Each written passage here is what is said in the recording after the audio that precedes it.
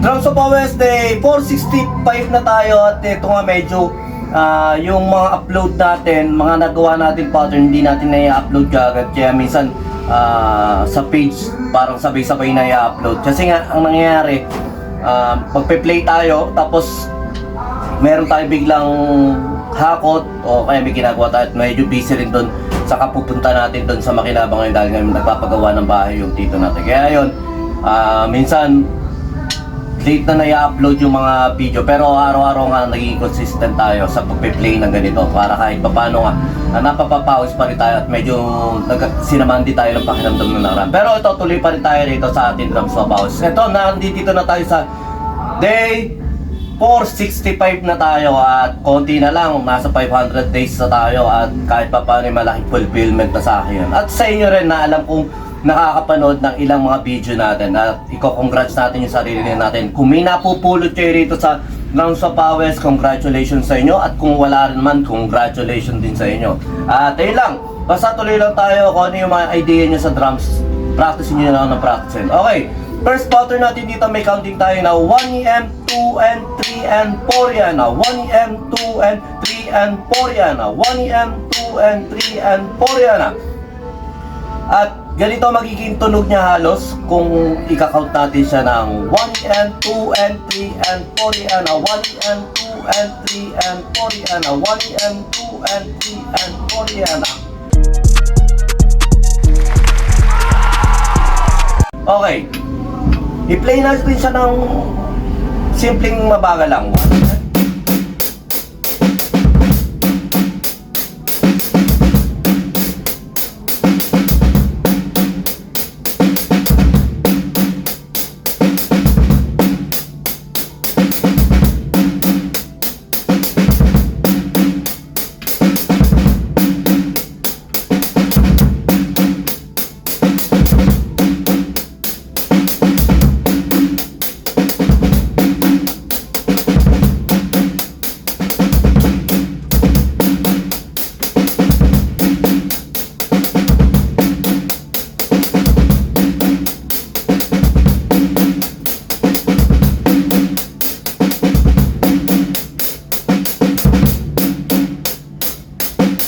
Okay, pattern 2. At ang discarding nga lang natin dito sa Drums of Pawis sa mga naisulat ko dati, dahil wala rin naman akong alam na konsepto na gano'n, ang ginawa ko na lang para makakreate ako ng mga pattern ng mga beat na mapapractice ko, minumove ko lang sa notation at pinakikinggan ko kung ano yung magiging tunog nila sa drum set pag ginawa ko na. Okay, pattern 2.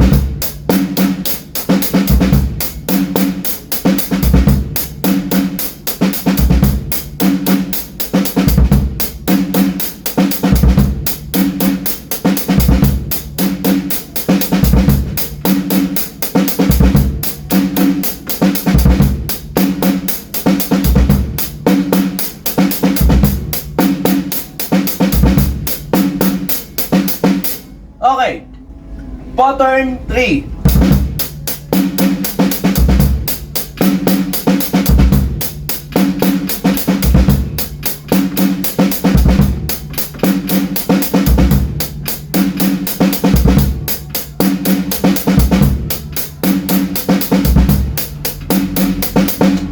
Okay, pattern 4.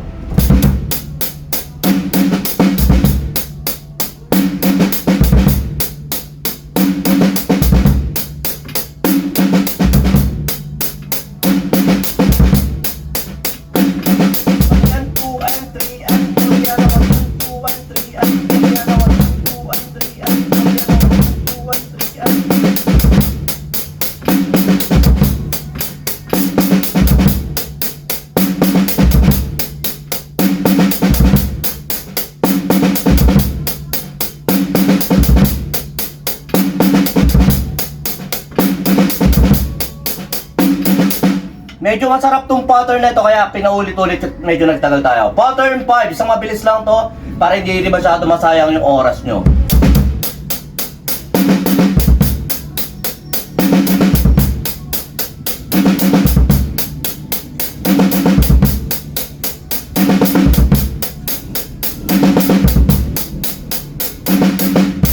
Ito lang medyo magiging mahirap dito yung 4 yan na. 4 yan na.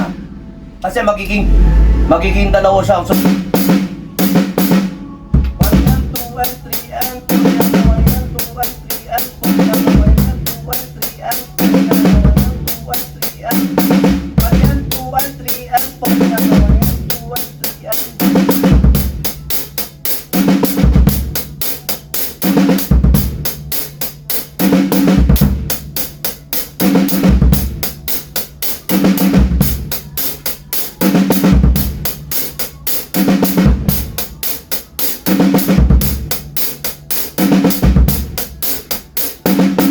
okay. Very good na lang. Mapapapa-English pa ako. Basta, napakadadali lang ng mga pattern dito at kailangan lang natin maging consistent sa pagka-count o kahit na hindi sa tempo pa. Dahil kahit ako man hindi pa ako consistent dahil inaaral-aral ko pa rin yung pagiging consistent sa tempo. Pero napalaking tulong ng metronome. At sa mga susunod na pattern siguro natin, gagamit na tayo ng metronome o kahit Bluetooth speaker na rito na may nagkiklik kahit pa paano nga. Hindi tayo paiba-iba ng tempo. Pero yun nga, ginagawa ko kasi binabagalan muna natin at pinibilisan natin bandang ulit para makita rin natin yung tunog ng mabagal, makita rin natin yung tunog ng mabilis. Pero hindi talaga ina-advise na i-practice natin ito ng mabilis hanggang maaari. Hinihimay-himay muna natin hanggang maaari nga ngayon.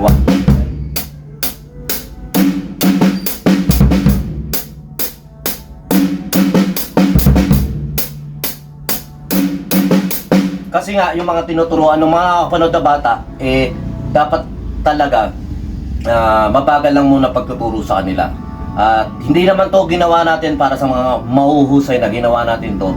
Para sa kagaya natin na nag-aaral pa rin at gusto pa rin ma-develop yung drumming skill natin. Di lang, syempre, enjoy lang natin yung bawat ginagawa natin beat, kahit simple yan, kahit paulit-ulit yan. Kasi yun talaga, kung maboboring ka na drummer, kung ayaw mo ng huwag kang maging drummer kasi karaniwan talaga kailangan poste lang ang yun ang tinuturo talaga. Hindi naman ka naging drummer para yung kanta puro ganon kahit na hindi puro chops yun. Parang ganon. Pero yun nga, nauso yung mga chops dati nga ng mga bata, mga 90s, yung mga simpleng rock and roll lang, yung mga okay na, drummer ka na, magaling na o kumbaga pwede ka na hanga, chicks ka na, ganun. Pero ngayon nga, daming batang napakagagaling na drummer, ang gagaling sa chops, ang gagaling, talagang saludo tayo kahit na lumalabas sa mga bagong kanta, napakagaganda.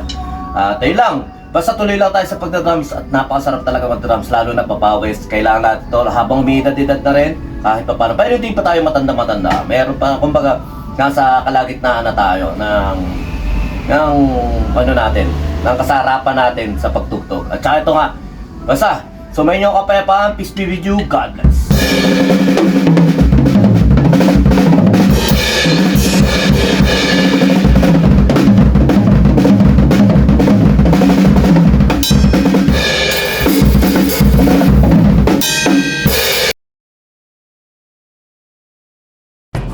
B-Jam Lights and Sounds. Yun mga boss, baka may mga upcoming events kayo na parating dyan gaya ng binyag, kasal, debut, at kahit anong okasyon na kailangan nyo ng banda, acoustic band, full band, sequencer, meron po kami at kaya po namin kayong matulungan sa mga paghahanap nyo sa mga pangailangan nyo sa inyong okasyon. At ayun, maraming salamat sa mga tropa natin syempre na nagsishare, nagla-like at nagsusubscribe sa atin sa ating YouTube channel. At saka maraming salamat syempre sa mga boss natin na patuloy na nag-hire sa atin. Maraming salamat po ulit.